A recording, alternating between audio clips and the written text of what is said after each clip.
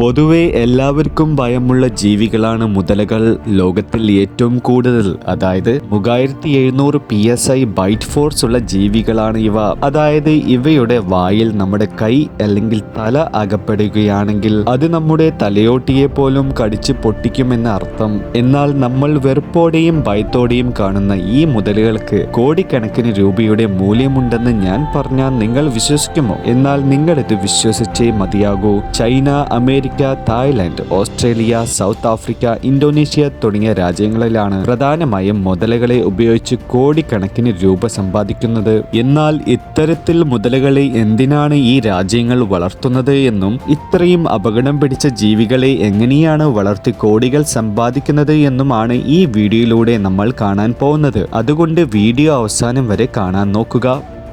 മുതല കൃഷിയിലേക്ക് കടക്കുന്നതിന് മുമ്പ് മുതലകളിനെ കുറിച്ച് ചില കാര്യങ്ങൾ നമ്മൾ തീർച്ചയായും അറിഞ്ഞിരിക്കണം. മുൻപ് സൂചിച്ചതുപോലെ മൃഗങ്ങളുടെ കൂട്ടത്തിലെ ഭീകരനാണ് മുതലകൾ. പൊതുവെ അപകടകാരികളായ മുതലകളുടെ അടുത്തേക്ക് മനുഷ്യർ പോലും പോവാറില്ല. പതുങ്ങിയിരുന്ന് ഇരയെ പിടിക്കുന്ന ജീവിയാണ് മുതല. സാധാരണയായി ഒരു മുതലയ്ക്ക് 60 മുതൽ 120 വരെ പല്ലുകൾ ഉണ്ടാകും. മുതലുകൾ 5 മീറ്റർ മുതൽ 6 മീറ്റർ നീളത്തിൽ വരെ വളരുകയും ചെയ്യും. നൈൽ നദിയിലെ പല്ലി എന്ന അർത്ഥം വരുന്ന ഗ്രീക്ക് പ്രയോഗത്തിൽ നിന്നാണ് ക്രൊക്കോഡൈൽ എന്ന വാക്ക് ഉരുത്തിരിഞ്ഞു വരുന്നത്. അമേരിക്കയിലും ചൈനയിലും ഒക്കെയാണ് ഏറ്റവും കൂടുതൽ മുതലകളെ കൃഷി ചെയ്യുന്നത്. മുതലകളുടെ ഓരോ ബ്രീഡിംഗ് സീസൺ വരുമ്പോൾ ജോലിക്കാർ ഇവകളുടെ മുട്ടകൾ ഇവയുടെ കൂട്ടിൽ നിന്ന് കളക്ട് ചെയ്യുന്നതാണ്. ഈ മുതലകളുടെ കൂടുകൾ നശിപ്പിക്കാതെ വളരെ സൂക്ഷ്മമായാണ് ഈ മുട്ടകളെ ജോലിക്കാർ ശേഖരിക്കുന്നത്. ഇത്തരത്തിൽ കളക്ട് ചെയ്ത മുട്ടകൾ കൃത്യമായി നിർമ്മിച്ച സാൻഡ് ബോക്സുകളിൽ നിക്ഷേപിക്കുകയും ഈ ബോക്സിനുള്ളിൽ ഈ മുട്ടകൾ വിരിയാൻ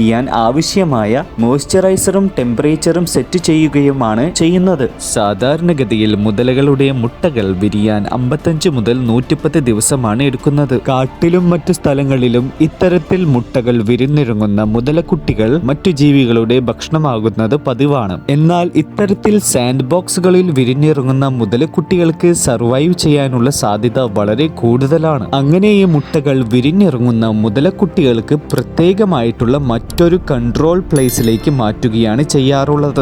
ഈ സ്ഥലത്തെ ടെമ്പറേച്ചർ എന്ന് പറയുന്നത് 27 ഡിഗ്രി മുതൽ 31 ഡിഗ്രി സെൽഷ്യസ് വരെയൊക്കെയാണ്. അതുപോലെ ഇവിടെയുള്ള ഹ്യൂമിഡിറ്റി 70% മുതൽ 90% ഇടയിലുമായിരിക്കും.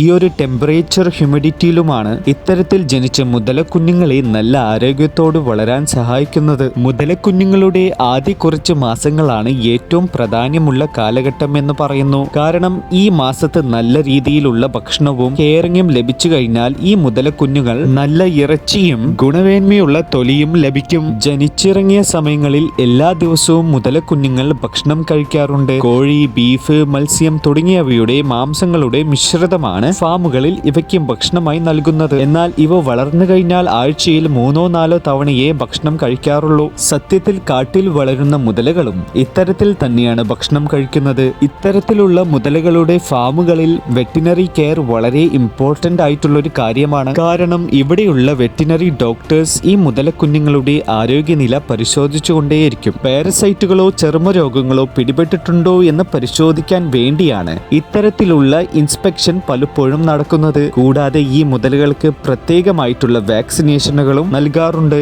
ഏകദേശം 2 മുതൽ 4 വയസ്സാകുമ്പോഴേക്കും മുതലക്കുഞ്ഞുങ്ങൾ 8 മുതൽ 10 അടി നീളത്തിൽ വളരും. 300 മുതൽ 500 പൗണ്ടോളം ഭാരത്തിൽ വരെയും വളരും. എന്നാൽ ഈ സമയം മുതലാണ് മുതലകളുടെ കഷ്ടകാലം ആരംഭിക്കുന്നത്. കാരണം ഈ ഒരു പ്രായമാകുമ്പോഴേക്കും ഇവകളെ കൊന്ന് മറ്റ് ആവശ്യങ്ങൾക്കായി ഉപയോഗിക്കുന്നു.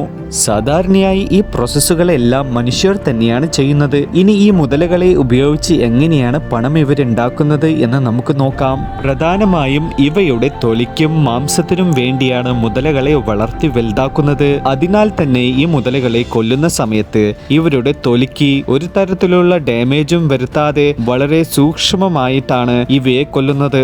അതുപോലെ ഈ മുതലകളെ കൊല്ലുന്നതിന് പ്രത്യേകമായിട്ടുള്ള നിയമങ്ങളും ഗവൺമെന്റ് മുന്നോട്ട് വെച്ചിട്ടുണ്ട്. അതായത് അതായത് മുതലകളെ കൊല്ലുന്നത് വേദനയില്ലാതെയും വളരെ പെട്ടെന്നായിരിക്കണമെന്നും നിയമമുണ്ട്.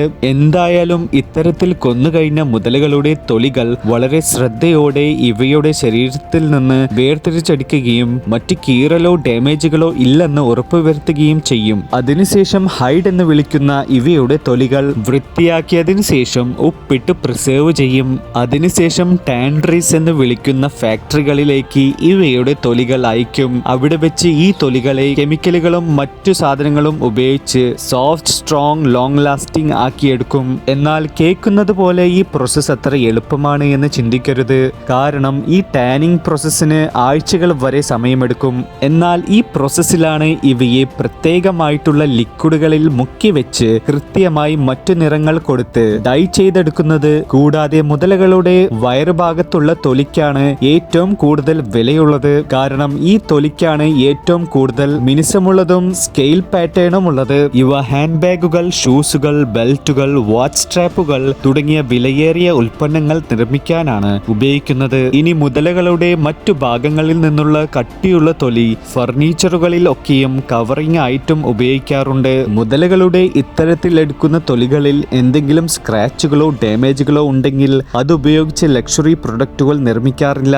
യൂറോപ്പ്, ഏഷ്യ തുടങ്ങിയ ഭൂഖണ്ഡങ്ങളിലാണ് മുതലകളുടെ തൊലികൾ ഉപയോഗിച്ചുള്ള പ്രൊഡക്റ്റുകൾക്ക് വലിയ വില നൽകുന്നത്. ഹെർമസ്, ലൂയിസ് വിറ്റാൻ തുടങ്ങിയ പോപ്പുലർ കമ്പനികൾ മുതലകളുടെ തൊലി ഉപയോഗിച്ചുള്ള ഫാഷൻ പ്രൊഡക്റ്റുകൾ നിർമ്മിച്ച് വലിയ വിലയ്ക്ക് വിൽക്കുന്നുണ്ട്. മുതലകളുടെ തൊലികൾ കൊണ്ട് നിർമ്മിക്കുന്ന ലക്ഷറി പ്രൊഡക്റ്റുകളുടെ വില എന്ന് പറയുന്നത് 40 മുതൽ 50 ലക്ഷം ഇന്ത്യൻ രൂപയോളം വരെ ഉണ്ടാകുമെന്നാണ് പറയുന്നത്. ഇത്തരത്തിൽ ഓരോ വർഷവും മില്യൺ കണക്കിന് ഡോളറാണ് അമേരിക്ക, ചൈന പോലെയുള്ള രാജ്യങ്ങൾ മുതലകളുടെ തൊലി ഉപയോഗിച്ച് സമ്പാദിക്കുന്നത്. മുതലകളുടെ തൊലി കൂടാതെ ഇവയെ കൊല്ലുന്നത് ഇറച്ചിക്ക് വേണ്ടിയാണ് എന്ന് മുൻപേ സൂചിപ്പിച്ചല്ലോ. ഇവയുടെ വാൽ, കാലുകൾ, ജോറിബ് തുടങ്ങിയ ഭാഗങ്ങളിലെ ഇറച്ചിയാണ് വലിയ വിലയ്ക്ക് ആളുകൾ വാങ്ങി ഭക്ഷണമാക്കുന്നത്. America, China, Thailand, Philippines, Vietnam, Malaysia, Indonesia, South Africa, Australia തുടങ്ങിയ രാജ്യങ്ങളിലും ചില യൂറോപ്യൻ രാജ്യങ്ങളിലും മുതലിറച്ചിയും കൊണ്ട് കുക്ക് ചെയ്തെടുക്കുന്ന വിഭവങ്ങൾ വളരെ പ്രസിദ്ധമാണ്.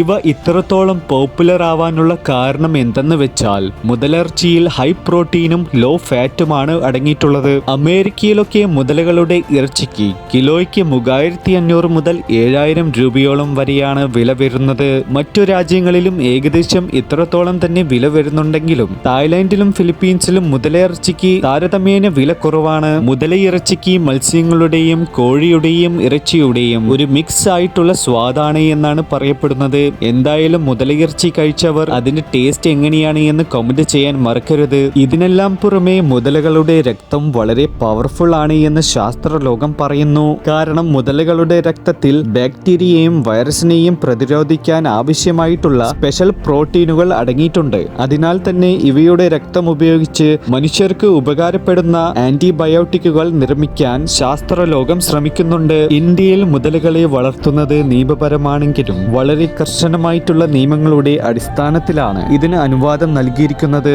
എന്തായാലും നിങ്ങൾക്ക് മുതല വളർത്താനുള്ള ഒരു അവസരം ലഭിച്ചാൽ നിങ്ങൾ അത് ചെയ്യുമോ? ചെയ്യുകയാണെങ്കിൽ അത് താഴെ കമന്റ് ചെയ്യുക.